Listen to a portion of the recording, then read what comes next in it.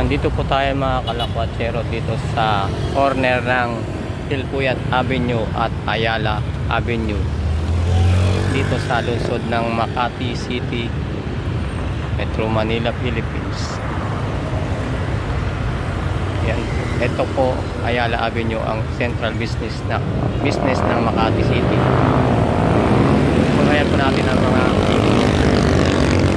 maglalaki ang mga building dito sa kabuuan ng Makati City, lalo na po dito sa Central Business District. Yun po sa kabilang bahagi ang Makati Central Fire Station,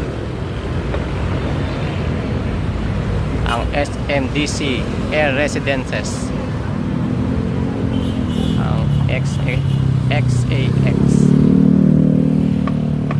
Di kalayuan po ang Centro Escolar University.